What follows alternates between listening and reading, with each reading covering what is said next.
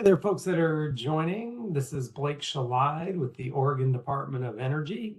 We'll give folks just a few more minutes to, or a minute or two more to log on before we get really started. But this is the kind of introductory meeting for the Tier 2 Buildings Advisory Committee.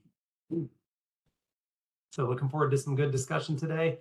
Kind of an overview of the Tier 2 building requirements, and but we'll give folks another minute or two to get logged in here before we really kick off.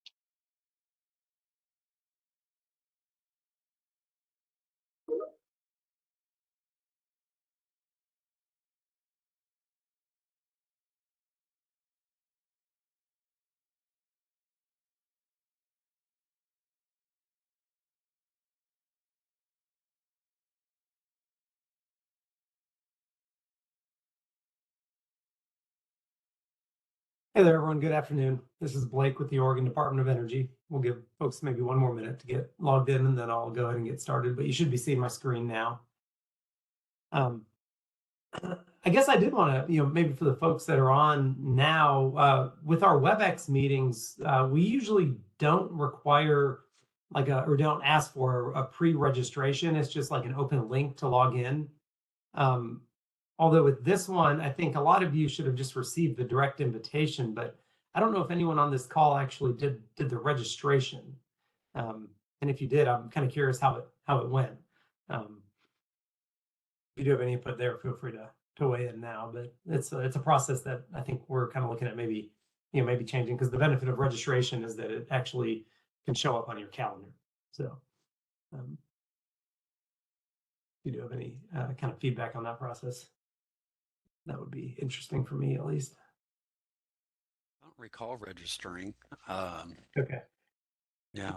Yeah, and I think a lot of you probably just received a direct link as a member of the advisory committee. So it was the password to get into the panelist thing that threw me off. Oh, okay, got it. Okay, looks like Lauren just responded that she had to register, but it was easy enough. So, well, anyway, Michael, I'm glad you were able to work through the password issue. Yeah, I know that's with all the different platforms, everyone's just a little bit different, and we don't always, not many folks use WebEx, I feel like, so sometimes it's just a little bit different going in. All right, well, thanks a lot for joining today. I think we can go ahead and get started. My name is Blake Shalide. I'm the manager of the Codes and Standards section at the Oregon Department of Energy. This is kind of an introductory kickoff meeting for an advisory committee for Tier 2 buildings. And we'll kind of go over as part of the meeting today, like what Tier 2 buildings are. I know a lot of folks on this call have been pretty involved and engaged with our overall building performance standards rulemaking process, kind of from the start, even going back to the time of the originating legislation, House Bill 3409, or even before that, with the task force that informed a lot of that work. So we've had some folks on this call as part of this group are pretty well engaged and have a good background of everything that's happened today. But I know there are a number of new people that are part of this group too.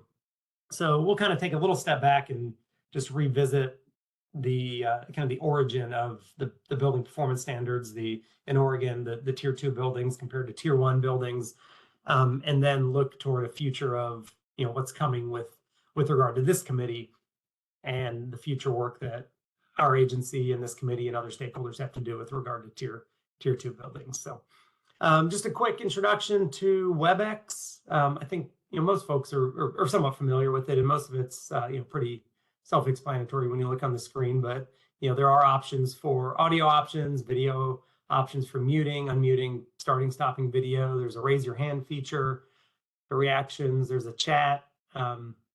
Certainly please feel free to keep your video on most of the meeting, but if you do need to turn it off, that's definitely understood too. And feel free to be engaged either through raising your hand to ask questions. I think that's okay in a meeting of this size. Kind of along the way, go ahead and raise your hand and ask questions, and we can kind of have that dialogue throughout. And then there's also the opportunity, if you just have a question or rather put it in the chat, that's another avenue for getting something out there, and then we can have that discussion. We'll be kind of reviewing the chat as we go through. So just today's agenda, we'll give an opportunity for introductions. We'll go over building performance standards in Oregon, and then how they started, where they are today. We'll review the House Bill 3409 language, specifically with regard to Tier 2 buildings. Talk a little bit about some of the timelines for Tier 2 buildings that are in the statute. Discuss energy benchmarking requirements. That's really the requirement for Tier 2 buildings. And then the end of it, I was really hoping to get some early preliminary feedback, kind of a listening session for some of the considerations that we as an agency need to be thinking about and focusing on as we really begin this kind of long-term process for evaluating a building performance standard for Tier 2 buildings. So, I know there's a lot there, and we're interested in having this advisory committee kind of help shape our work as we move forward. So just the obligatory agency mission slide, just a note that reminder that all of our programs, including building performance standards, are targeting this vision of our agency towards safe, equitable, clean, and sustainable energy future. And maybe just a reminder to remember to mute yourself if you've got some background noise. I know we're all working from home, but we've got some just activities going. Or a lot of us are working from home, not everybody. Okay, so now with that, we've got a few folks just on the on the committee here. So I thought it would be just a good time to introduce yourself, your name, organization, why you're interested in this committee. So we kind of put out a call for members, and thankfully a lot of great participants and perspectives raised their hand as wanting to be engaged with this process. So just a quick note of why you're interested, and then just an icebreaker question about what are you looking forward to in September. And I'll go ahead and start. My name is Blake. I'm with the Oregon Department of Energy. We're interested in this committee because it'll help shape our work with regard to Tier 2 buildings. And there's actually a number of things I was kind of thinking about for September. One, I tend to be a college football fan, so I'm excited about college football games coming up. And then the cooler weather also kind of excites me. I love the warm weather too, but there's something about the crisp mornings that is just really appealing to me. So, and maybe I'll just kind of go down the line here and call on people just so to kind of keep it orderly. Just calling the panelists. And the first one I see here is Alex. Yeah, hi, Alex Birdsall with Earth Advantage. What's probably interesting to know is too that we're part of a grant, the DOE grant, that we're supporting ODO in the rulemaking process and probably the implementation process as well. And so it's naturally, I think, for us to participate in the advisory committees as well. What I look forward in September, yeah, I think fall is really one of my favorite seasons. I think, just and the harvest, I think is great. Like bringing home the harvest, I think is always great. So I think those are the things I'm looking forward to in September. Yeah, thanks, Alex. Kara Saylor. Yeah, thanks. Good afternoon, everyone. Kara Saylor, she, her. I'm the director and a staff attorney at the Green Energy Institute. We're housed in Lewis and Clark Law School. We are interested in this committee. We served on and are continuing to serve on the BPS Tier 1 rack. And so excited to take some of the lessons we've learned from that and use them here, the knowledge I've gained there. Looking forward to, I like the harvest reference. Yeah, some apple picking. Yeah, thanks, Kara. Kathleen. Hi everyone, Kathleen Belkaya with Energy Trust of Oregon. I am also on Tier 1 Rulemaking Advisory Committee, and also for Energy Trust customers, just want to make sure we're kind of thinking about them and what they need and their support for meeting compliance. And I don't know what I'm looking forward to. I'm not ready for summer to be over, but guess slightly cooler weather, warm soups, lentils, I don't know, those kind of foods I look forward to. Change that. Sound good to me. Thanks. Michael Arndt. Michael with RDH Building Science. Just interested in being involved in this Tier 2 group. Got a peek into the Tier 1 portion. Been involved with the rulemaking up in Washington, and just wanted to see what we can do to help out co-ops, associations, and HOAs. Thanks, Michael. Morgan Allen. Hi, good afternoon. My name is Morgan Allen. I'm with COSA, which is the Coalition of Oregon School Administrators. So this is a little bit out of our lane, but as the legislation included school buildings, I'm generally the facilities guy for the K-12 universe. So I hope to bring that perspective today. And I know it's cliche, but it's football season in September. Yeah, I think I'm right there with you. Yeah. Rachel Moss. Hey, I'm Rachel Moss. I'm the Director of Climate Action for Central City Concerns. We're a nonprofit based here in Portland, and I'm interested in being part of it because most of our buildings will fall under the Tier 2 category in terms of reporting. So we have about 33 properties in the metro area, 2,400 units of housing for low-income folks. So this definitely has an impact in terms of how we respond to the reporting, but we're excited to be a part of it. Definitely aligns with our mission and values in terms of driving building performance standards across the state, and excited to get in alignment with that, and just wanting to make sure that the logistics and how it gets operationalized and impacts for especially for affordable housing providers like CCC taken into consideration. And I am looking forward to, I'm going to go with the harvest as well. I started making Pinot Noir a few years ago with some friends, and so September is great picking month, and I always really look forward to that. Great, thanks. Thanks for being here. Next, Randy Isaac. Good afternoon. I'm with OTAC, a project management firm in Portland, Oregon. We've been delivering the Clean Building Standards program for a school district up in the Washington state. So we've dug deep into how it affects a school district up there. I've been delivering school projects through Energy Trust a few years in the past.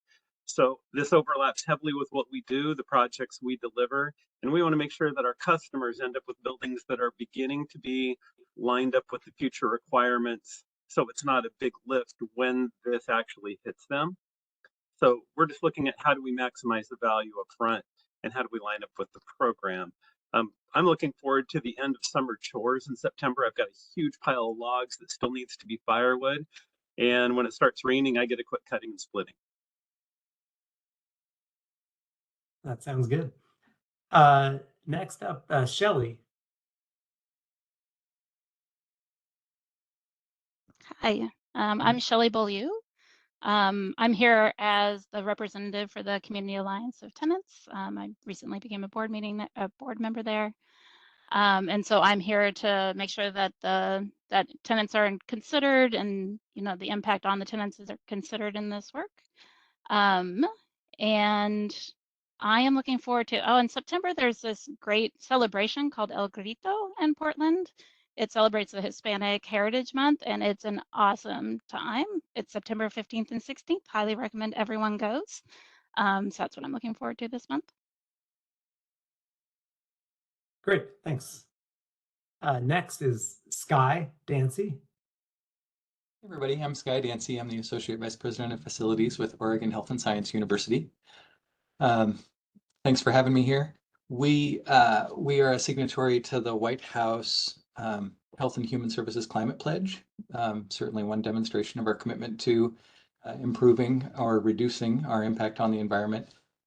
I'm really interested in the committee just to kind of get that overarching view. I love seeing so many stakeholders here, right? I see Vin from the city, obviously folks from the state are pulling us together, and I just looking forward to great alignment in the direction that we're all going with these building performance standards.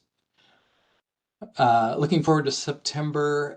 I was fully expecting Rachel to say kids back to school just based on her background, but for me, I'm leaving for Peru on Saturday, so I'm going to be out of town for 2 months, and that's my great crashing into this vacation face first as fast as I can. So that's what I got.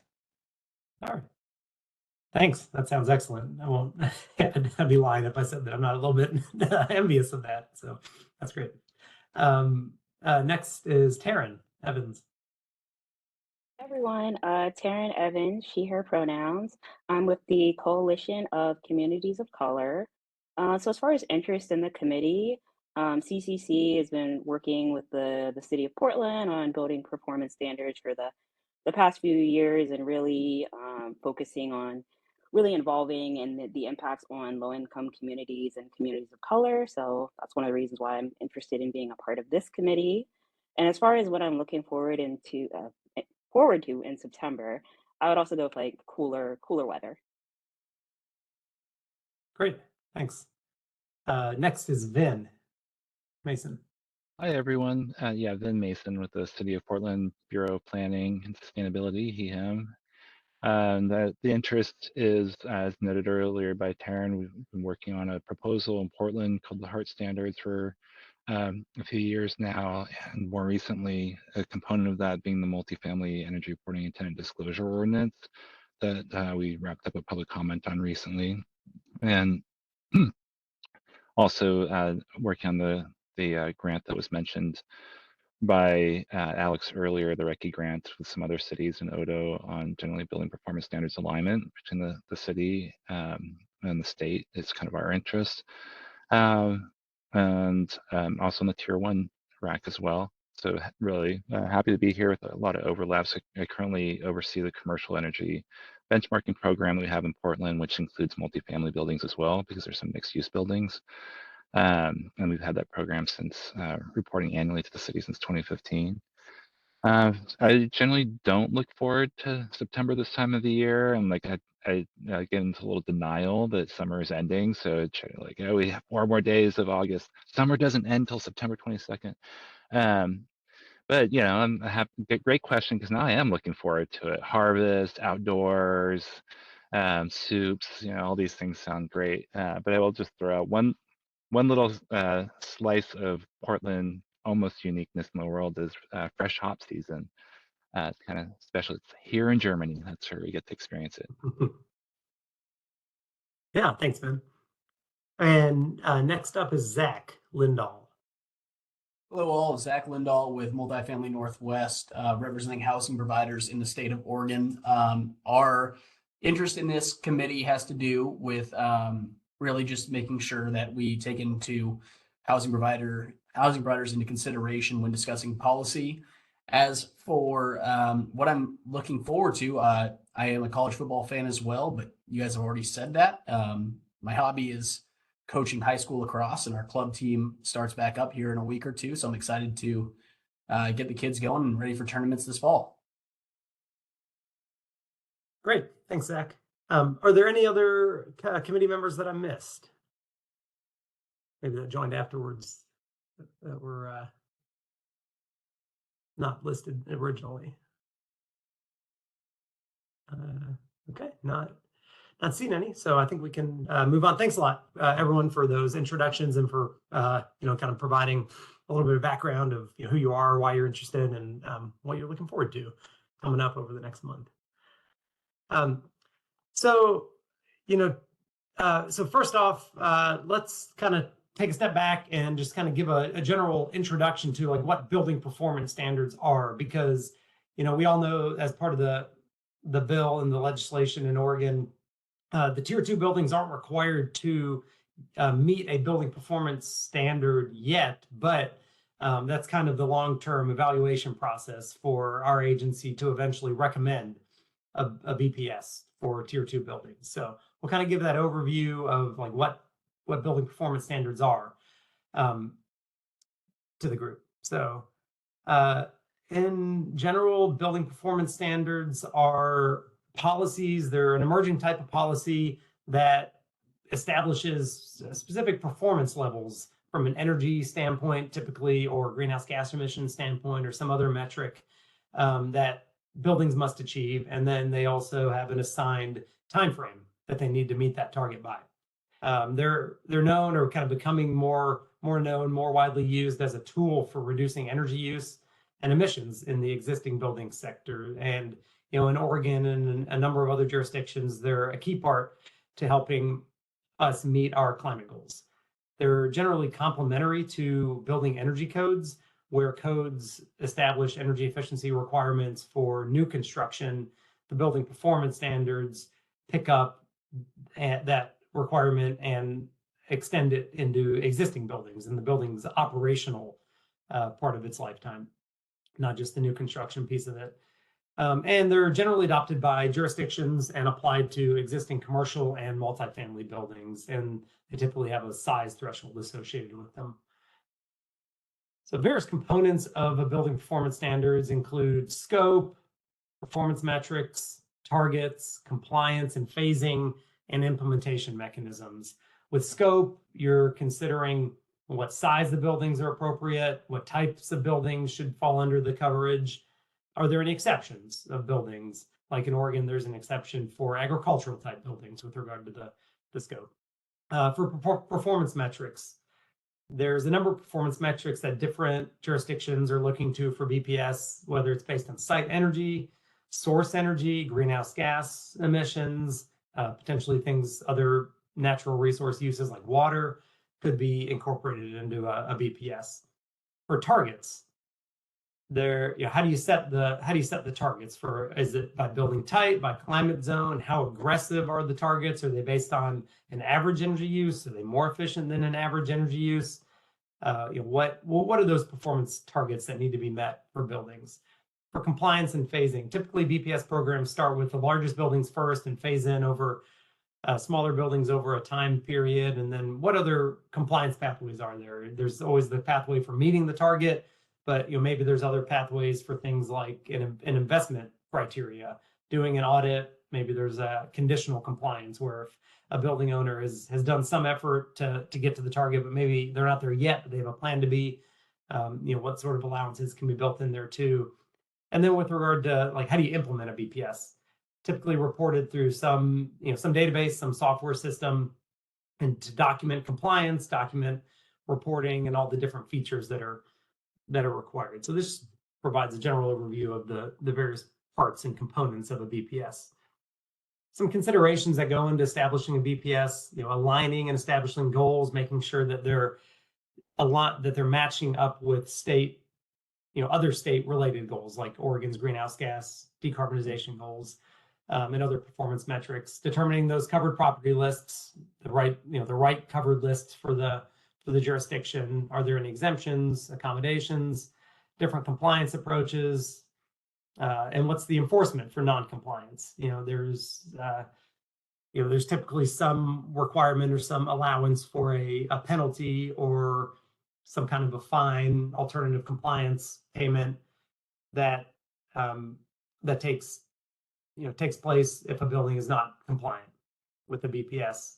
And then there's always the component with any program for providing support to building owners. So, and that comes in the way of technical support, helping a building owner understand the requirements of a BPS, and helping them understand how to collect their energy usage, how to report their energy usage, what are the state requirements, what are the jurisdiction requirements, and then also, in some cases, there's opportunities for funding support for things like early and voluntary compliance. And Oregon will have a we'll have an incentive program for early and voluntary compliance with the BPS for buildings that maybe aren't required to comply, but choose to comply, choose to make those investments and improve their energy usage.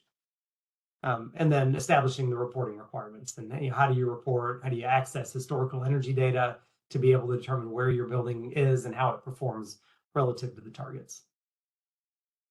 There's a number of benefits to building performance standards. One of them is that energy use and greenhouse gas emissions are reduced to help us support our climate goals. If buildings are improving their performance, bringing them down to meet the targets, there's an associated reduction in emissions. There's improved heating, cooling, ventilation, lighting systems in buildings that use less energy and improve indoor air quality for the occupants and tenants of the space.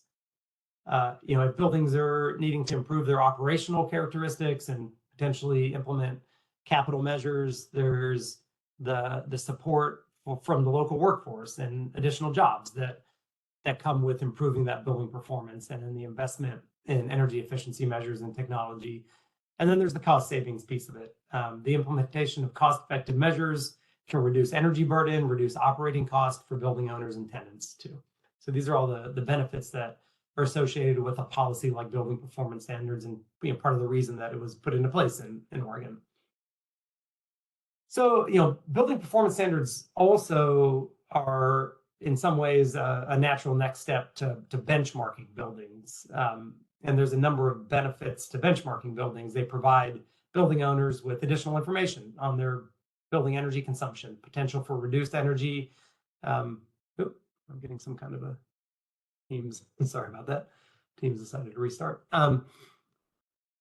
Then there's a number of benefits for the public too. The overall reduction in greenhouse gas emissions, improvement in indoor, outdoor air quality, creation of local energy efficiency jobs, improvement to public health. They provide governments like the state government with more information and more data to help inform our policies and help inform, are we meeting our greenhouse gas reduction goals? How can we potentially focus additional resources if there's areas that are lacking, if there's gaps that need to be addressed.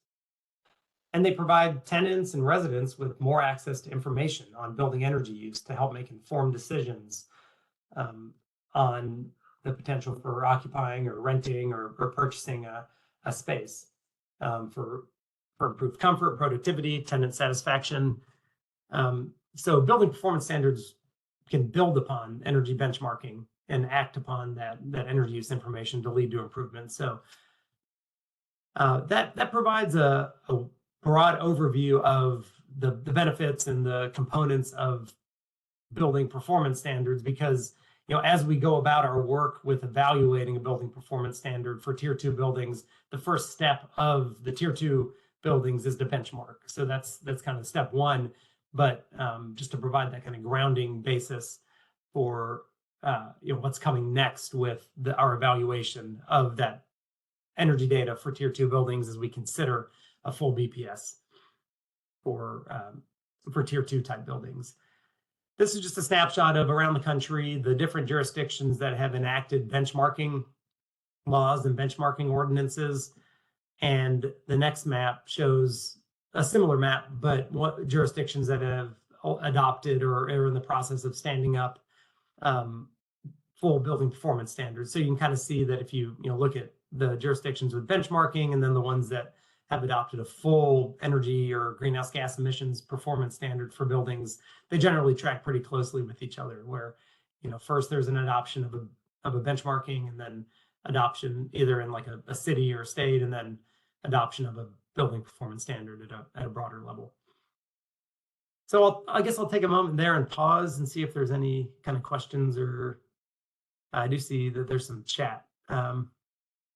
Looks like just some notes about having to maybe leave earlier. So is there anything I missed in the chat there? Feel free to kind of raise your hand and speak, but okay. With that, continuing on.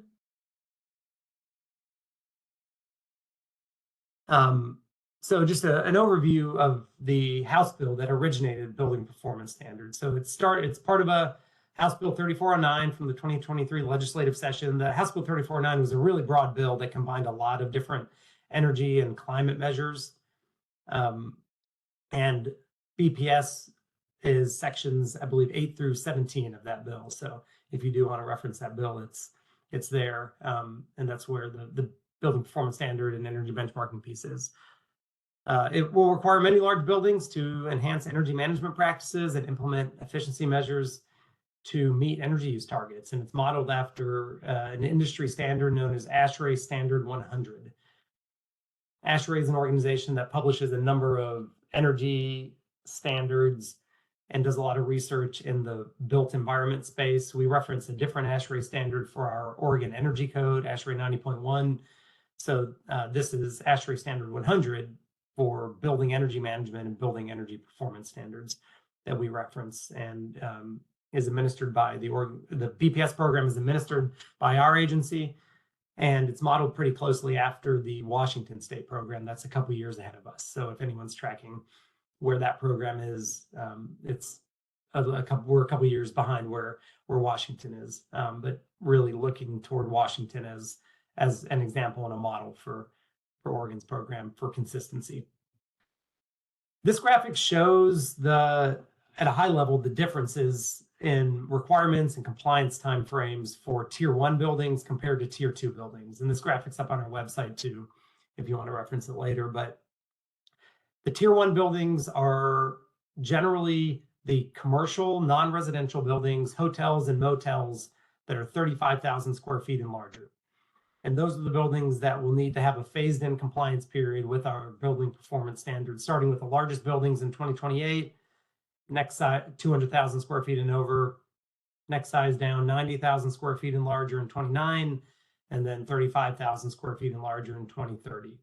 Tier 2 buildings depend a little bit on size, but depend mostly on categorization of the sectors. So a number of specific sectors, building sectors, were carved out and placed into Tier 2 as part of the legislation. And those are multifamily residential, hospitals, schools, dormitories, and university buildings. And those buildings that are 35,000 square feet and over that fall into those sectors are automatically Tier 2 buildings. And then also included in the Tier 2 are that smaller band between 20 and 35,000 square feet of the other commercial non-residential hotels and motels. So this just provides a graphical representation of what's a Tier 1 building, what's a Tier 2 building. And this is just the language straight from the statute. That's just the narrative version of the graphic on the previous page. So just I've shown this slide before, but to give people a general idea for just a frame of reference, or like what is a 35,000 square foot building? The average Safeway is about 35 to 45,000 square feet. So if you're familiar with like how big a Safeway is, that's about the size that would be like the minimum size threshold for what could be a Tier 2 building, in that, if grocery stores aren't Tier 2, but just like from a size square footage standpoint, for one of these sectors to be qualified as a Tier 2 building. And then if you've been to our office is 3 stories, including the basement.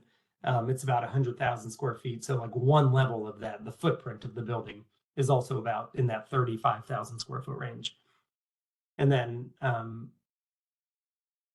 office as a whole is about 100,000 square feet. And then your average Home Depot is also about 100,000 square feet.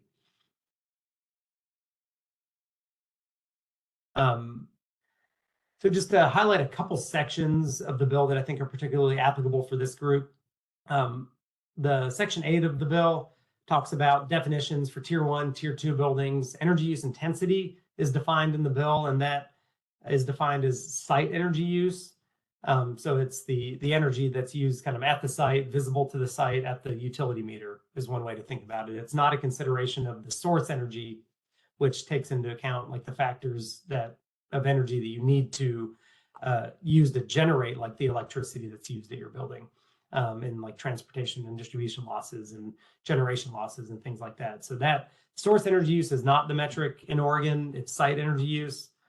And the Oregon energy metric is also based on net energy. So if a building has on-site renewable generation that reduces its demand from the grid or demand from an external source that would improve the energy performance of a building, and a building would essentially get credit for that toward helping them meet the energy performance target. Other sections of the bill direct us to set administrative rules for the BPS, to adopt rules using Standard 100 as a baseline, and then our EUI targets, our energy use intensity targets, are not more stringent than the average energy use intensity. So we're actually in the process right now of setting what those targets are for the first phase of Tier 1 building compliance as part of our rulemaking process. And then there's also a piece in the bill, and there's more. I want to have a little bit more discussion on this later about the, how do you aggregate energy data for buildings that maybe have multiple meters and multiple tenants. So there is this this ability for us as an agency to write into our rules requirements for utilities, building owners, other entities to aggregate data for covered commercial buildings that might have multiple meters. So hoping to have maybe a little bit of discussion later. I've got a slide on that in a little bit too. And then section 15 is more specific to Tier 2 buildings, where by the end of this year, we're really working through all of our Tier 1 BPS building performance standards rules, but we'll also have rules that direct Tier 2 buildings to provide data to us to basically benchmark their energy usage. We'll use Portfolio Star, Energy Star, or Energy Star Portfolio Manager as that framework for energy reporting. We're definitely interested in cooperating with organizations like the Oregon Department of Education on schools data to minimize the duplicative reporting.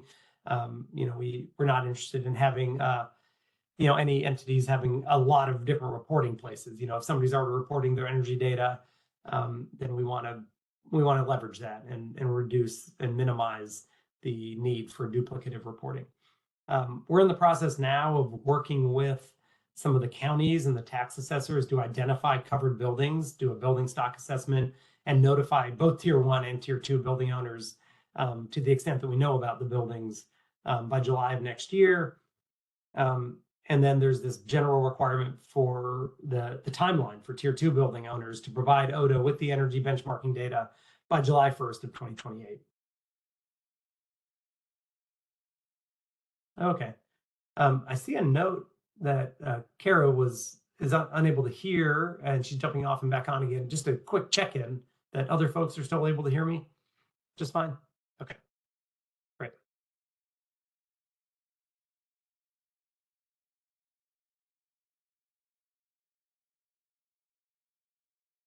Yeah, I do see a note about, we do plan to reach out to the Oregon Department of Education, and I think that's a great idea to have them in this group as well. So section 15 continued by July 1st of 2029. ODO shall evaluate and use the Tier 2 data that's reported to us in 2028 to calculate energy use and greenhouse gas emissions for the Tier 2 building categories. And then I'll skip down to the third bullet there, but then by October of the next year, about a year later, is when that report is due to the governor and the Legislative Assembly for recommending a cost-effective energy performance standard for Tier 2 buildings, including the costs and the challenges. So that's really what I see as one of the primary tasks and directives for this group, is to help us inform that analysis and that evaluation and that ultimate report. So we've got kind of a long runway here, but we're looking forward to really starting the discussion next year and having a really comprehensive, informed process to help us get to that recommendation. So that kind of brings us to the second bullet point here about by July of next year to establish and consult an advisory committee. So this is that. Welcome to the advisory committee. So we're establishing it. We're really looking forward to working with you all and other stakeholders too as we move forward with evaluating the financial and non-financial implications of an energy performance standard for Tier 2 buildings. So we've got some time, but I sometimes feel like 2030 isn't all that far away. Sometimes time goes pretty quickly, and we want to make sure that we're well prepared when that time does come. And then there are sections of the bill that establish incentive program for early and voluntary compliance. So I'll just mention that because a lot of tier 2 buildings could potentially choose to voluntarily comply with the standard early and receive an incentive for doing so. So we did receive some incentive funding from the legislature as part of the bill. There was $2 million appropriated for incentives. And then we've also applied for and gotten some additional funding from the climate pollution reduction grants at the federal level to extend and leverage that funding to kind of add to our incentive bucket. So we took the $2 million from the state, and then we've added, I think it's about $10 or $12 million, I forget the exact number, to that number. So we'll be standing up that incentive program next year and defining what it what the requirements are and what it takes to apply for that incentives. But just I'm excited that we're able to kind of expand upon that incentives program a little bit, because $2 million isn't all that much.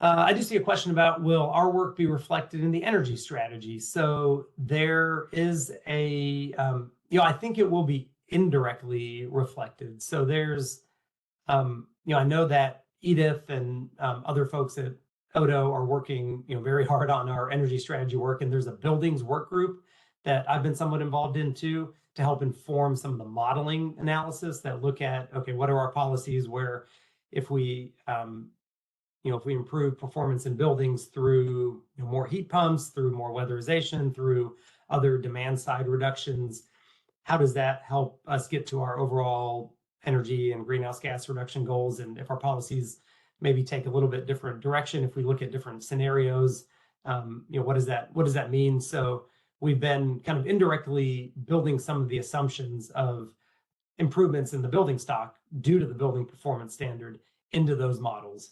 So I think there's definitely a lot of interaction between the work that and the improvements that are happening in the building sector through building performance standard and the assumptions that are going into our energy strategy work. So I think the short answer is yes, there is a reflection in the energy strategy work, even if it's not like a direct tie-in to building performance standards that are like referenced in whatever ultimate report comes out for that strategy. So are the incentives intended, there's a question from Rachel about, are the incentives intended just for early compliance with the standards, or are there incentives for early participation in benchmarking as well? There is a potential and a framework for early participation in benchmarking also. There's a reduced amount for early benchmarking, but that'll be one thing that we haven't really yet started to define how we allocate, with a limited amount of incentives, how much we allocate for improvement in voluntary compliance with the standard, and how much we allocate for just benchmarking buildings. But the bill does allow for us to provide some incentives for early benchmarking too. And then this is just a direct copy from the bill about not later than October 1st, we shall submit a letter to the report to the governor and an interim committee of the Legislative Assembly that recommends a cost-effective energy performance standard for Tier 2 buildings and includes estimates of cost to eligible building owners and challenges that building owners would face in implementing an energy performance standard. So, I actually think that there's a lot of data that's going to be needed to help us estimate what the costs are to eligible building owners. And one of the challenges with this, at least that I see, is that every building is unique and every building is different. And some buildings might have relatively low cost with meeting a performance standard, and some buildings will have a high cost. And how to balance that from an equitable and affordability lens is will be key. So.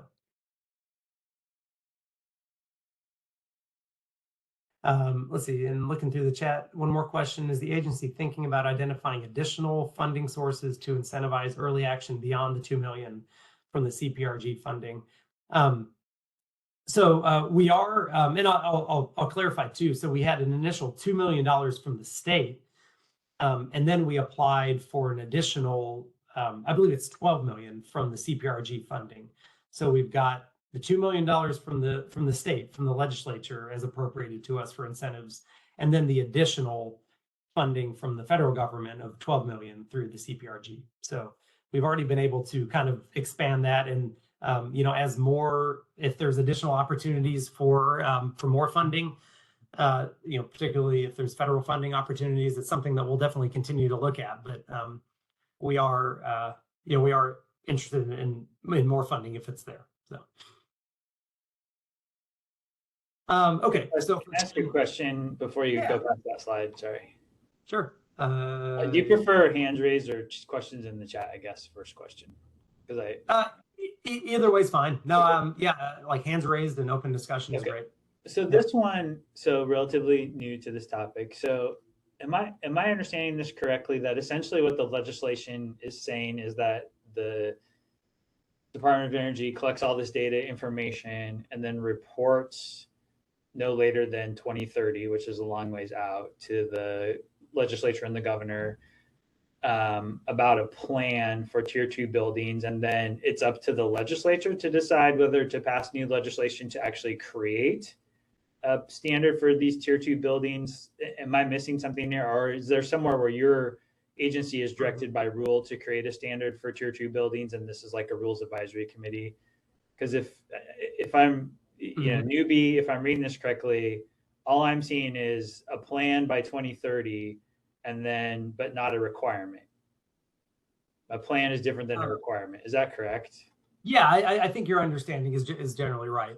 Yeah, so we would not be as the final effort, you know, the final product of like our agency and this advisory committee in 2030. We would not be writing rules for a performance standard for tier 2 buildings. We would be providing recommendations to the legislature. Yeah. The idea is you guys collect all the data and then let the legislature decide. Right. Yeah, we would still need additional direction from the legislature at that point to establish a tier. Thank you for that clarification. I appreciate it.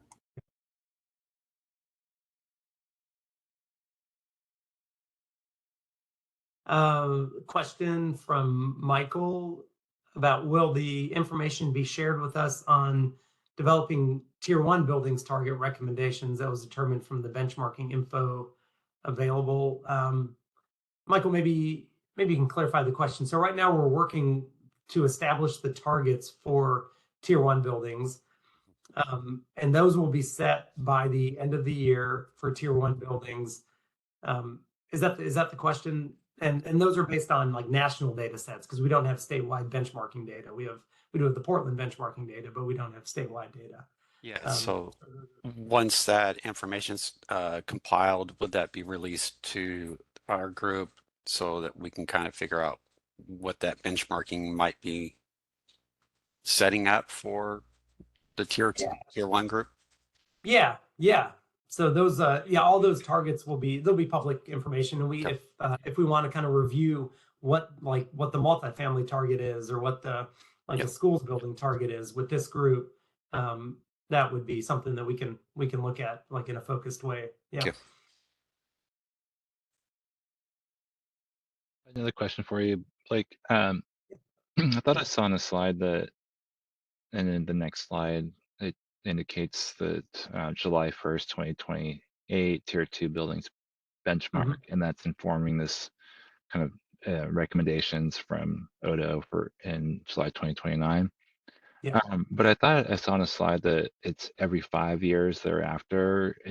Is that in the legislation, like the in 2033 and 2038 and so on, that there will also be tier 2 benchmarking required? And what's the purpose behind it if that's the case?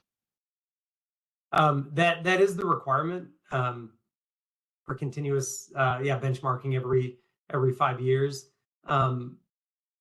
And I think the main requirement for the first one is to inform that report and that recommendation to the legislature.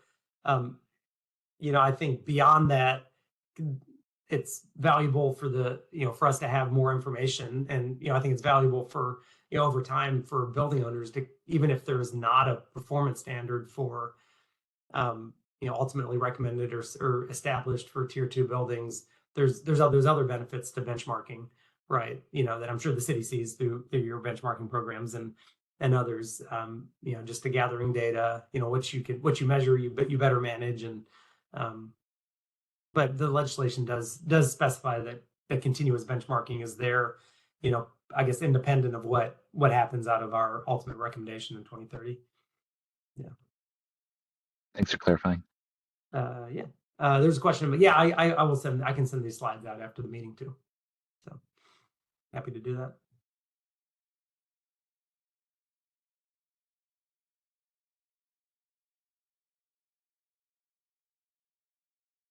Yeah, there's a question about no utility participation on this advisory committee. Yeah, so we do have utility participation on our. So this is, I think, mainly in regard to the utility data aggregation piece. So we are discussing the utility data aggregation piece with a number of different stakeholders in a number of different forums. We've had some focused discussions with utilities already on it, and we've brought it in our other tier 1 RAC as well, that does have a couple or a number of utility representatives on there too. So I definitely agree that input and buy-in would be is helpful with our utility members, and we've gotten a lot of good feedback already from some utility members on that. I just wanted to bring it up with this group in particular because there are, I think, some types of buildings that are included with tier 2. I'm thinking multifamily in particular, where the utility data aggregation piece is particularly meaningful. I think where it's maybe a little bit more challenging to gather that data, and you're more likely to have multiple meters and multiple tenants. So just wanted to kind of bring it up with this group and get the input from this group too. But we are certainly discussing it with utilities as well.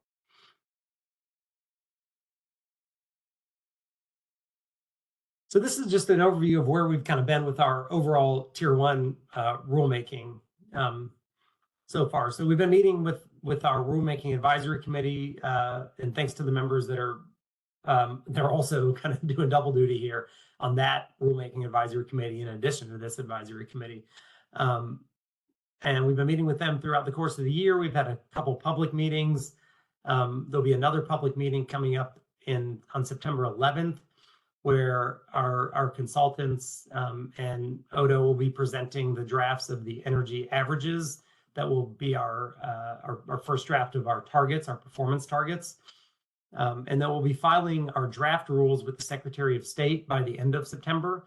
That'll be then open for about a month and a half for public comment, all leading towards a public comment hearing in early mid-November for us to then aggregate those comments and finalize our rules by the end of the year. And that's on the BPS requirements and the tier 2 just energy reporting piece of it too. So the key components for tier 2 building energy reporting, it's really limited to building benchmarking, energy benchmarking associated with required reporting and benchmarking using Energy Star Portfolio Manager. And that benchmarking is required to be done by July of 2028.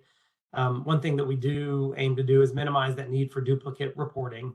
And then if people are familiar with the Washington program for tier 2 buildings, Oregon's will be a little bit different because Washington's specifies that the tier 2 buildings, in addition to benchmarking, are also required to submit pieces of a performance standard too, like energy management plans, operations and maintenance plans that are required in Washington State, but those are not part of the Oregon tier 2 legislation and are not part of the implementation of that. It's really limited just to the energy benchmarking piece of it. So some differences between Oregon and Washington there.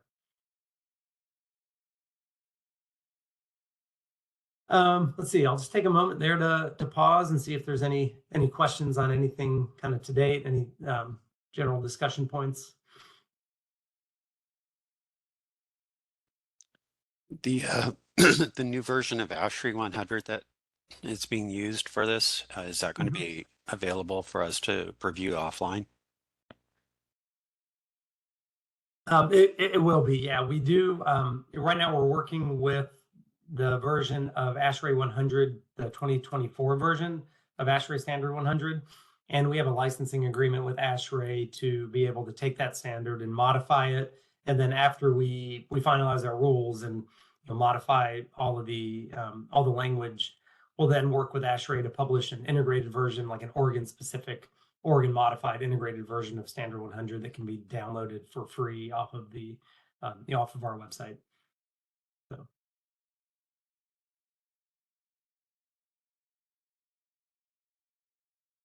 Okay, so I guess with that, like kind of in in connection to energy data reporting, one of the pieces that is part of the bill is that Odo may, so it doesn't necessarily need to be part of our rulemaking this year. It can be something if there's a lot more discussion and stakeholder outreach and communications that need to be made, and it's something that we look at later, or could be part of this year. But one thing that we're just kind of wanting to help figure out is this piece around energy data aggregation. So it's primarily to address data availability for owners of buildings where there's multiple meters and multiple individual tenant accounts to enable reporting of the energy data for both tier 1 and tier 2 buildings. And then to determine compliance for tier 1 buildings, you have to know like how much energy your building's using in order to compare it to the target.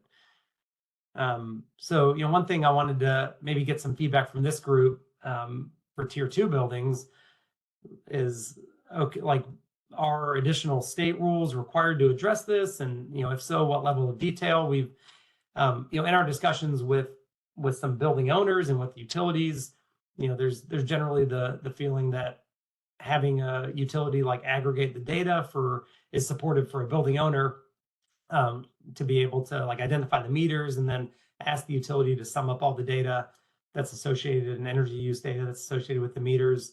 But we also do understand that there's some utility concerns around resources that are needed to aggregate that data. And then there's privacy concerns in some cases too about making a customer's data potentially available even in an aggregated form to a building owner for reporting. So just if there's any kind of general thoughts on this, I'd love to hear them from this group to help us kind of shape our work and figure out what's needed, if there's anything that we can do this year as part of our rulemaking effort. So let's see. I did see one comment in there that it's definitely from Zach, that it's definitely a concern from the multifamily side around energy data aggregation. So. Yeah, and just to build upon that, I mean, I think there needs to be more clarity in that, because we're hearing, we've heard multiple things when it comes to energy reporting, and we just want to know, how we would have to collect the data. I mean, is it as simple as calling a utility company, or does it require us to communicate with every single tenant living in our building? And it's just important for us to know, due to staffing and reorganizing and trying to figure out how we can accommodate what is needed. So anyways, that's definitely top of mind for us. Okay. Yeah, thanks for that. I would echo that from Central City Concerns side. We provide very low income, housing, and a lot of it is transitional housing. So we have, a lot of folks we have a high turnover rate in our properties that have tenants that pay their own utilities. We might have a 30 to 40% turnover rate over the course of a year, and our transitional units are more like 70 to 80%, over the course of a year. So just the staffing required to go back and request those tenant relief forms, if that's the process that we go through here, is a lot of time and effort from staff to collect those and on a recurring basis as the turnovers are happening. So I'd have some concerns with that. We've tried to do that just voluntarily because CCC wants to be able to do that.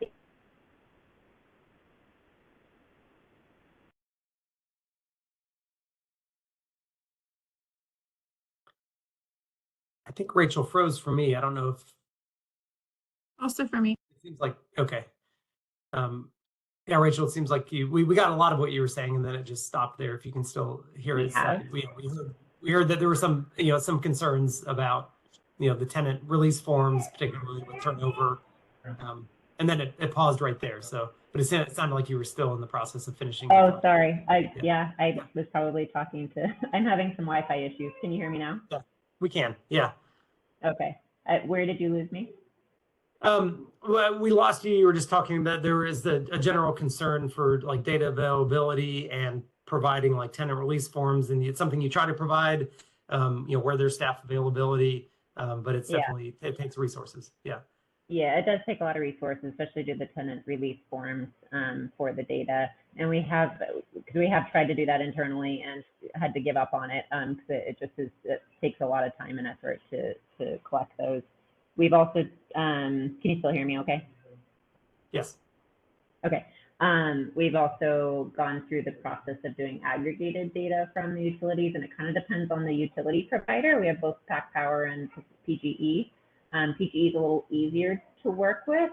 Pac Power is kind of a pain, and it's a really, really long lead time to get the data back from them, has been my experience so far.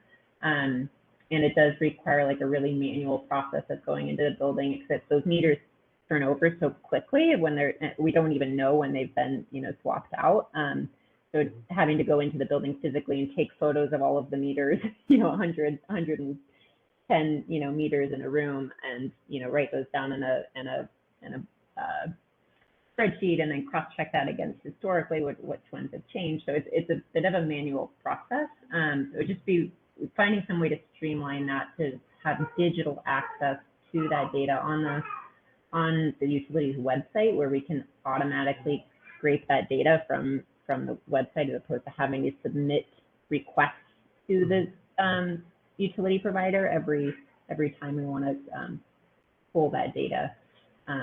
Would be incredibly helpful. I'm not sure how much power we have to push that kind of a solution to the utilities, but that's what I'd love to see happen. Okay. Yeah. Thanks. And Ken, maybe I can ask a question just about your process. So your process is to like just manually gather, write down the meters, and then provide those meter numbers to the utility, and then they provide you with like one aggregated number for the entire building for energy usage? Yeah, so Pac Power requires us to go through and write down all of the current meter numbers for the property, which does require going on site and doing verification physically on site to see, because we don't get those bills. We don't know what those meter numbers are otherwise, unless we physically go to the site and redo them off of the meter. Which, in a property we could have up to 150 of them, so it's a bit of a manual process. PG&E, they don't require you to submit the meter numbers. We just provide the address and the account. I think we just provide the address, and they've been able to aggregate based on the address for all the meter numbers that they know are associated with that address. So it's been a little bit of an easier process with them, but it is, it takes a while. Okay. Yeah, thanks. Is it similar on for the natural gas utilities for you too? We haven't done it with natural gas because almost all of our properties are master metered with one or two, either master metered or they have one or two meters that CCC pays all of the bills for those. So we haven't had a situation where we have a gas meter paid by a tenant that we'd need to request aggregated data for. So that it just hasn't happened. Thanks. I did see a question in there from Zach directed to you about how long that process takes your staff, and did you have to hire additional folks to do that work? I hired an intern. So I have an intern on staff that works under Climate Action, and we've and this is something that was, as the Portland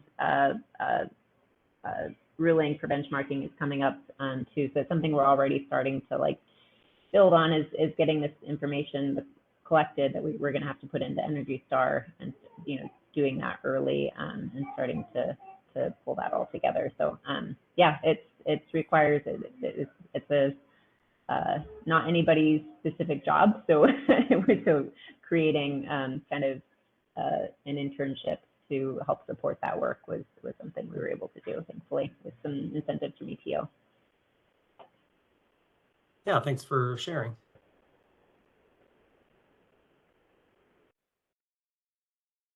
I can speak to a bit of the Portland experience too. Yeah, thanks, man. We do have some multifamily properties, and I think some of the systems that were set up with the utilities are because of the commercial energy benchmarking requirement in Portland since 2015.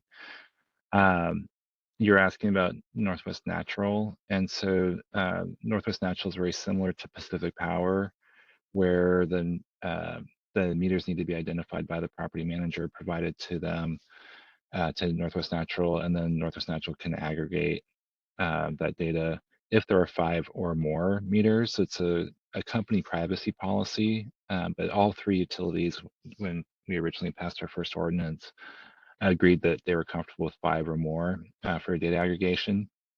So you're thinking about like a 35,000 square foot building, that would be very unusual. I don't think you would find a case in Oregon where there's, you know, less than 5 meters serving, because that would be like 7,000 square foot units and larger within that size of building. So I think the current data aggregation that's provided in the Portland area would be transferable to multifamily, and for commercial, because that's not an unusual situation. We actually have a tenant data release requirement for the tenant. We didn't include in our multifamily proposal because and to Rachel's point and the concern that Zach was sharing, it's not functional without having that data aggregation. So we actually would just provide an exemption if a property manager was not able to get their data. So I think that kind of comes back to the need for probably some draft rules, because ours are really, it's in our ordinance, but it's not really enforceable because the state regulates utilities, not the city. And so, but it's just through partnership with the utilities that it becomes really functional for the compliance for the city. So I think having that in draft rules would be helpful, that the aggregation will happen, particularly for multifamily. And then maybe another recommendation in there is just thinking through some of those challenges too. I don't know if this could be within rules, but PG, to Rachel's point earlier, is, we in Portland, we provide shape files for buildings. So it's a GIS shape file. PG has a GPS on every meter, and the other 2 utilities don't. So instead of the property manager going to PG and saying, here's my meters, which is a bit of a process as noted by Rachel, instead PG comes back and says, within what we understand on our GPS, within the shapefile of this building, these are the meters we think are present. And then the verification hopefully still happens, but at least it's written out from PG rather than having to write it out on the other end. And when it gets 100 plus meters, that's a bit easier to read somebody else's meter numbers. But they do change over time. Yes, it's an annual verification. Our goal in Portland is that energy reporting won't take more than 2 hours per year after an account is set up. And PG it's a bit of a still request process. Pacific Power sets it up once the meters are in there, that it's automated in future years to upload into Energy Star Portfolio Manager. It's actually not even future years, it's every month it gets an auto upload. So more work up front, less work in the future. I know that PG is intending to create a web service as well to get the data, so that the request doesn't even have to go through them, through like an actual person. So they're working to improve them. So I think having some consistency through rules might be nice, of like the highest bar set for each utility, because they've all kind of figured out systems that work pretty well, but still for the original setup, it can take another few hours per building to verify meters. And as much as we can save on time on the property manager side, the better. And that's really good information. Thank you for, and I didn't know that about the differences between PG and Pacific Power and why they kind of operate a little bit differently. I will say on the PGE request, I have not had the experience where they've come back and verified the list of meter numbers that they're reporting. I get the aggregate data in a spreadsheet from them, but it's actually a little bit obscure. So it's hard for me to know when they send back that data whether it includes meters that CCC is paying. And if that's the case, then we're double counting. So when I'm doing my internal benchmarking for our buildings, I get aggregated data from PGE, but it's just a big number and it doesn't actually tell us what are the meter numbers or count numbers that are included in that. So it's possible that we're double when I take the aggregated data from PGE and then the meters that CCC pays directly. It's possible we're double counting, and I don't have the insight into how PGE is pulling that information. So that's just one point of feedback in terms of I think how it's supposed to be working, and it doesn't seem to be working that way right now. So just another point we need to clarify those rules and make sure that's consistent across the board. Mhm. Yeah, up here in Washington, and the way that we got it written up is that we're able to see those meters when they provide that information.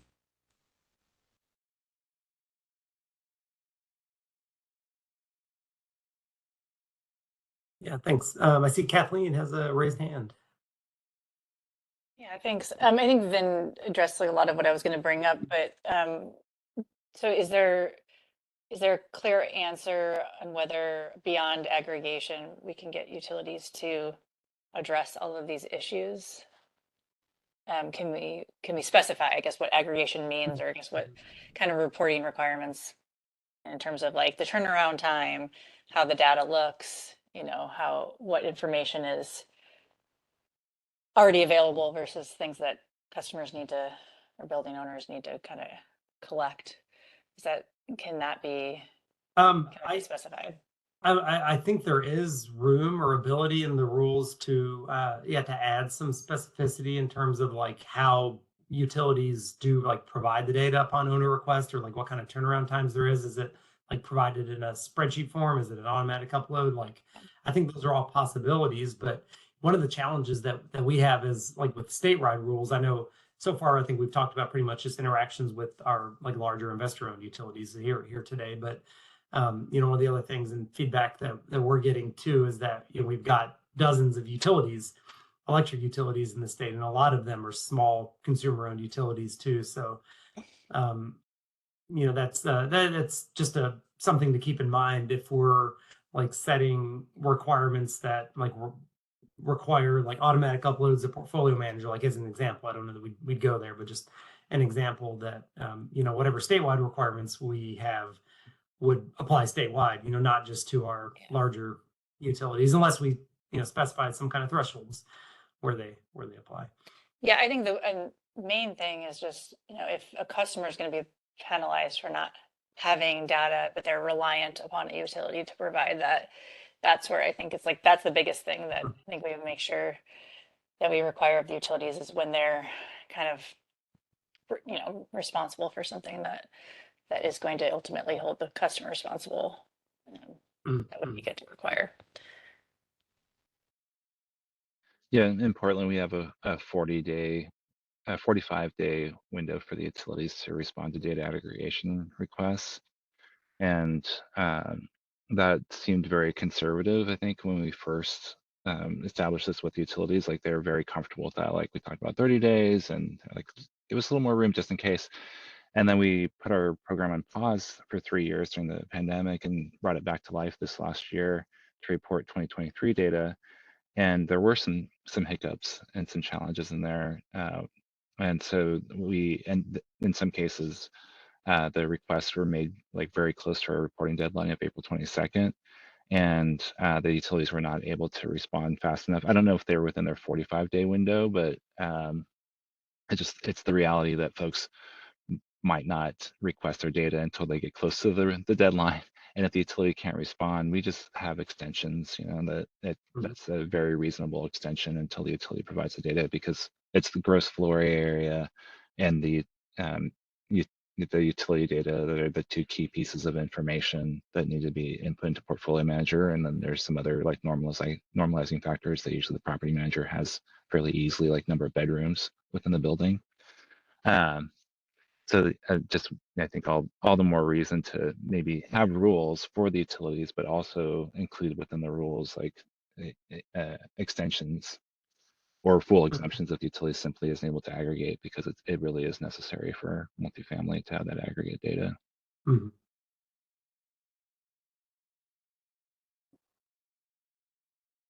Yeah, thanks everyone for those comments and those perspectives. That's really helpful for us. See, I'm not seeing any other raised hands right now, or yeah, or comments or questions in the chat. So I think we can move on. But this was just another slide. I think we've kind of discussed a lot of the the issues and considerations around data aggregation, availability, what that process looks like, if it's manual or automated, data retention, how long utilities are required to store the data, and then respond for historical data requests, frequency, format of data request, response time, who's responsible for identifying the meters. And it sounds like, right now it's a little bit of a, just a lot of differences around which utility an owner is in their service territory, like how, how responsive, or what the structure looks like with going to request the data.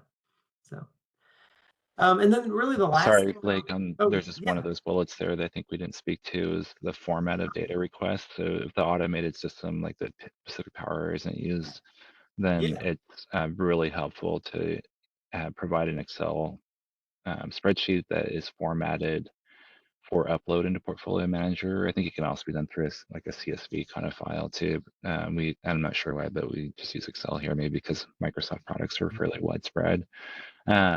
So that Northwest Natural and PG use a format that's designed so that the user, the property manager, is simply taking that out of an email from the utility, saving it onto either desktop or somewhere, and then taking that and just uploading it directly into Portfolio Manager. And there's no like interim step of having to play with the data or mess with it. It's just they can do their verification if they want, or just upload it.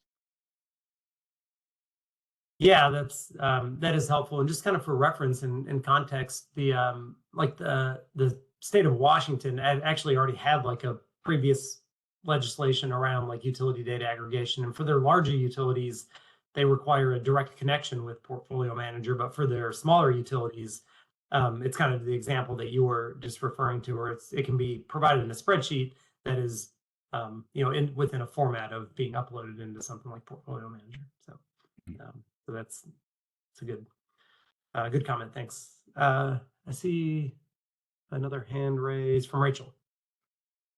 Yeah, I actually have kind of two questions. One is following up on the kind of options around auto uploading, like Excel, getting a download from the utility of an Excel sheet, and you can upload to Energy Star, which works, and I think that's doable. It's something that we've done in the past. And there are organizations, that CCC included, where we've invested in benchmarking tools already. We use Atrius Building. It used to be called Lucid, or it's now Building OS, operated by Atrius. And so we do all of our benchmarking in that system currently. So having, and what it does is auto scrape data from the utilities websites for all of the accounts that CCC pays and has access to. So if we had the ability to auto scrape that data and pull it into our own benchmarking tool and report from that benchmarking tool, that would save so much time for organizations like us, where we've already made that investment in a benchmarking tool, and to just be able to report directly out, as opposed to having to put it into Energy, take everything we have in benchmarking, put it in Energy Star, and then spit it out of Energy Star into the reporting database. I'm not sure how many other organizations have invested in benchmarking, but something that we're on that track of we can't manage what you can't measure. So this has been really important to us for a long time. I'm sure there's other organizations out there that have made that investment. So having to do the additional step is is another kind of burden. So just having an option for reporting in multiple ways, whether it's not necessarily having it all go through Energy Star, is just something to consider, or I'd like to bring up for conversation.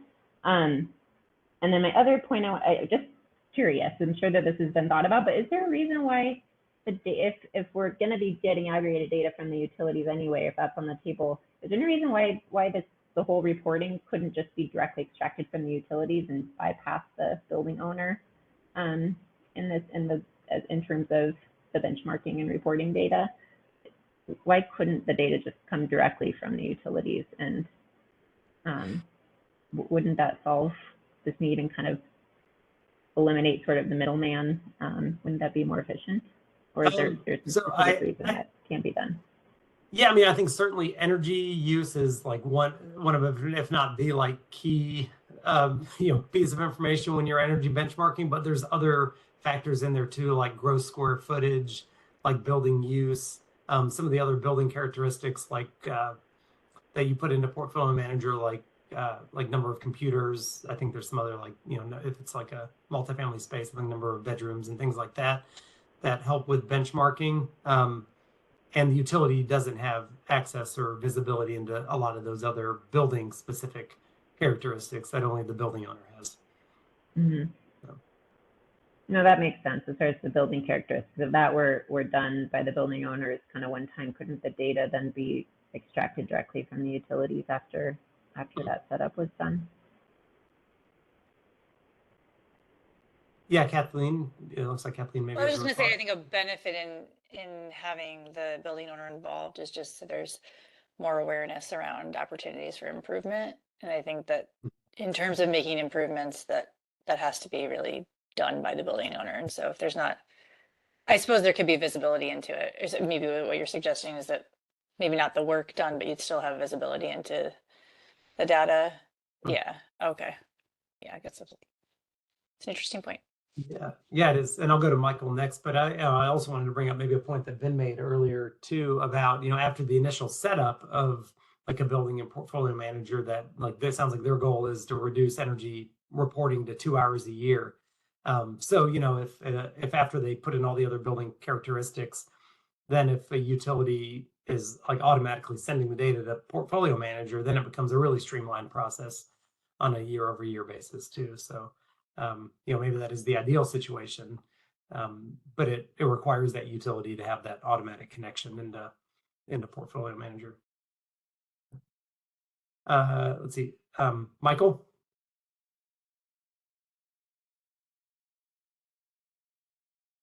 So you had a hand raised. I'm not hearing you speak. There we go. Yeah, you captured some of what I was about to say too. Okay.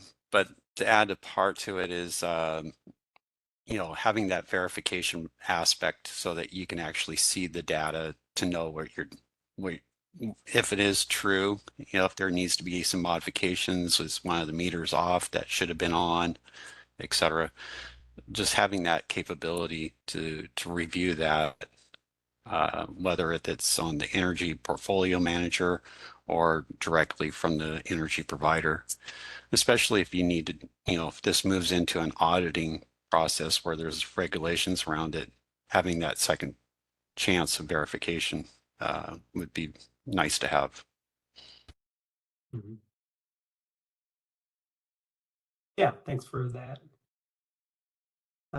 Okay, I'm not seeing any other hands or comments right now, so I think we can move on. And really the last thing that I wanted to just kind of bring up for general discussion for this group are just, as we begin our work to evaluate and make a recommendation for tier 2 buildings, building performance standard for tier 2 buildings, just kind of a few questions for the group. I don't know if there's anything in particular we want to discuss here today around these, but just something to kind of be thinking about. Like, one, what are the key considerations for us and for this committee to keep in mind as we go through the process for evaluating a performance standard for tier 2 buildings?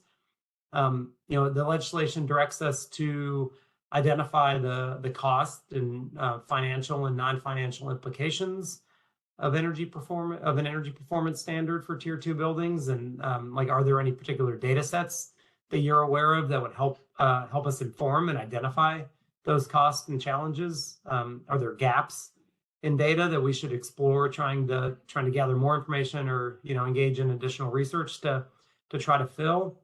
And then also, just as we're kind of planning our work to general hoping for, maybe some kind of guidance here, like our quarterly meetings to start in 2025 for this group. Does that seem appropriate?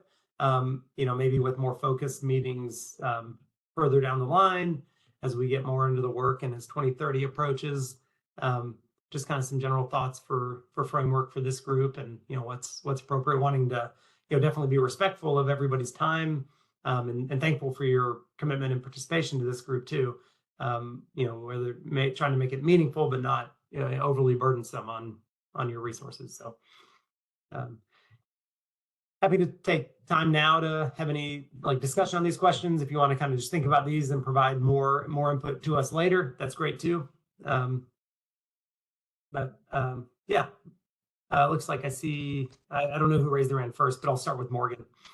Thanks, Blake. And I'm going to have to drop off at 2:30, so appreciate the information today. And I think quarterly meetings seem reasonable. I think one of the things, for K-12 public school buildings in the state, and I guess it would also includes private schools as well too. Mm-hmm. There are huge gaps between,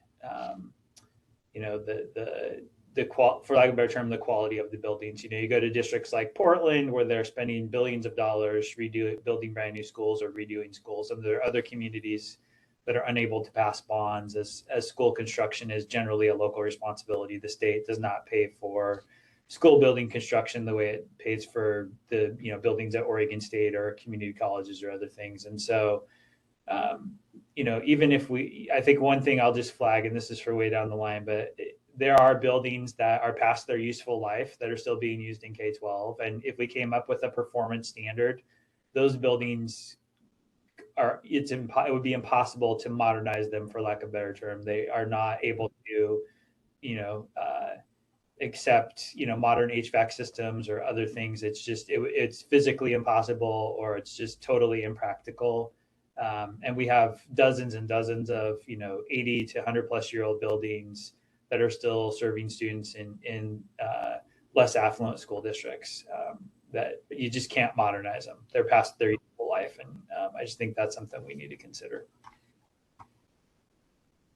Yeah, thanks for that. And thanks for joining today. Let's see, next, Kathleen, I see the comment.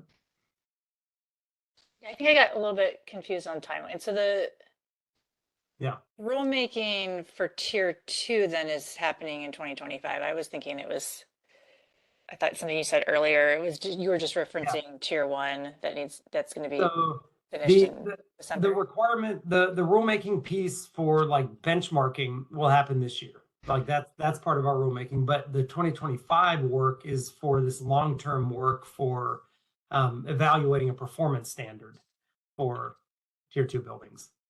Yeah. Okay. So that's the work that we're talking about, the main body of work for this group. Okay. Thanks. Okay. Then. Oh, I just had a few thoughts to share on some of these questions, and I'm sure there'll be more to come. But one is just thinking about the costs and the challenges, and I think as pointed out by the Shelley Cat is the impact on tenants, and particularly on low-income tenants. And a lot of our work has been kind of engaging with CCC, the other city CCC, Coalition of Communities of Color, that Taryn is leading the climate side. That we really are trying to be aware when thinking ahead to building performance standards about what's the potential impact and pass-through costs that might result in higher rent. And there's just so many different ways to look at the cost of implementing and complying with the building performance standard. But I would just urge you all to really focus on what's going to really inform the most marginalized, economically marginalized folks in the state that are renting, and the impact on them versus maybe condominiums. And so we have an ACO Northwest study that'll be done soon that we could share. There'll be data gaps because our focus is on naturally occurring affordable housing. There is some work in there on regulated affordable housing too, but that's just one thought on that around costs, because the nature of building performance standards has all this flexibility on how to comply. And then it's one kind of a more technical recommendation is to have EUI by fuel type or energy source, I guess. So not just an overall site EUI, but I think that you'll find it helpful to have an electric EUI and a natural gas EUI. And that'll be really informative, I think, down the road of strategies. You might need a different building performance standard for each of the fuel types. So especially as you get to 35,000 square feet and larger, multifamily, there probably won't be much natural gas used for heating, but there you might find it showing up a lot for like cooking or fireplaces. So I think that's something that we're looking ahead to. Like we really need to have a little more detail there compared to our commercial program, which also does report both through Portfolio Manager. And then lastly, I think real specific to multifamily, something that comes to mind here is just the variation when you think ahead to building performance standards based on occupancy. And it's really hard to normalize for occupancy, and especially when you think about an EUI being like per square foot. And so a 5,000 square foot large condominium unit that is, say, a luxury warehouse per square foot might have a very low EUI versus a 1,000 square foot, 2-bedroom with my heritage is Vietnamese. Let's say with like 10 people in the family living in there that's constantly cooking is going to have a very high EUI. So who's going to be penalized for the type of customer there or tenants that they're serving? So that's a very difficult one to get to. Portfolio Manager does a little bit of that with number of bedrooms, but it doesn't, I don't think it goes far enough, and I'm not sure actually how to do that. I know that there's been a lot of thoughts around that, and my last recommendation is Kara noted IMT, having a model ordinance for utility data, and generally they're just such a great resource because we're a real laggard in the state and in the city of Portland behind the rest of the country here, and there's something like 40 other cities and states that already have these type of policies in place. And as you showed in the map, a lot of them are developing building performance standards. So I think there's a lot to learn, and IMT has been invaluable to us in that learning journey. Yeah, thanks for that, Ben. That's really helpful. All good points. Next on the hand raised is I see Rachel. Yeah, Ben, you took that was all very well said. You took one of the big ones right out of my mouth regarding normalization by occupancy, and just thinking about EUI not just on a square foot basis, but on a for occupancy basis, especially for really dense multifamily housing. You've got SROs. One thing we might think about looking at is like max household size allowed in a unit as opposed to bedrooms, because it is even bedrooms often is going to understate the potential occupancy in a unit where you could have multiple kids in a bedroom, multi-generational living in a unit. So that's an important one to be thinking about in terms of how you're comparing apples to apples. And then my other point was building up a previous comment about investment levels in old buildings and kind of the balancing between wanting to preserve the embodied carbon in older buildings, but also the incredible cost that comes with renovating those when they're the determined past their end of useful life means they're going to be way more expensive to do a major retrofit and fully modernize with efficient systems. So I don't know what the answer is there, but I think keeping in mind some of the kind of barriers that folks are going to run into in terms of modernizing and upgrading older buildings. It goes for multifamily as well. We have about 13 buildings in our portfolio that are reinforced masonry. And so we are pretty limited in terms of the cost threshold that we can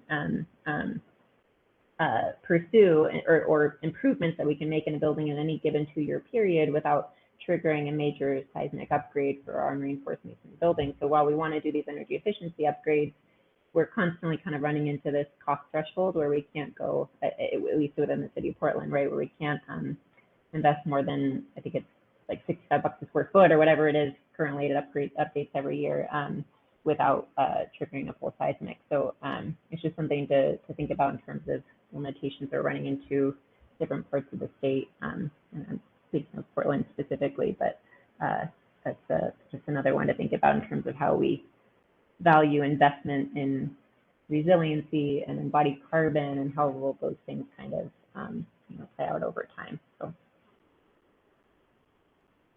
yeah, thanks for that, Rachel. Next hand raised is Sky. So I'm interested in a slightly different aspect. We report through our portfolio manager. I mean, we aggregate multiple buildings onto a single utility meter. And I wasn't sure if you were already thinking about how you were going to treat campuses fed from a central plant. And you might just tell me to go look at the Washington standard if that's what you're thinking. I can certainly do some research on that. But yeah, no, I think compliance and reporting and benchmarking for campus buildings will be allowed to, and as part of as part of Oregon. Yeah. Great, thanks. Yep. Michael?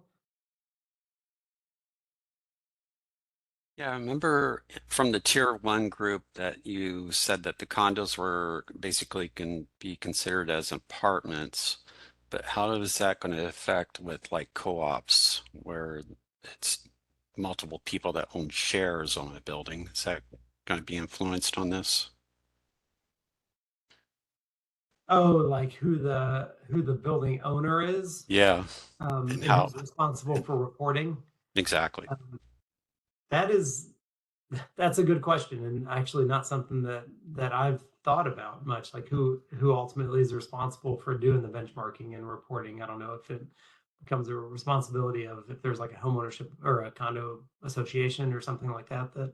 Yeah, that and each group has their own way that they were developed by their attorney. So some of them may have like an HOA board or whatever kind of group, but others may not. And so it's co-ops are just kind of that odd group that's out there that we might want to consider. And yeah, that's a good question. A good point. Something we'll need to look into.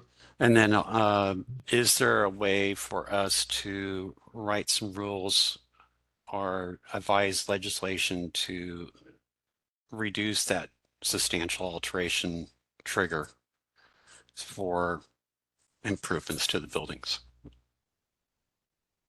Can you clarify which substantial alteration trigger? Like, yeah, Kara was mentioning earlier, it's like every different municipalities have different rules for how much you can do before you trigger a substantial alteration. And then you have to do additional improvements to your building. Okay. So is there a way that we can do that from a state system to kind of offset that? Because that's the same problem we had here in Seattle. Something like that would be outside of the scope of our benchmarking work or out of our building performance standards work. That gets into like either like jurisdictional building code efforts that is outside of our agency's authority for something like that. Yeah.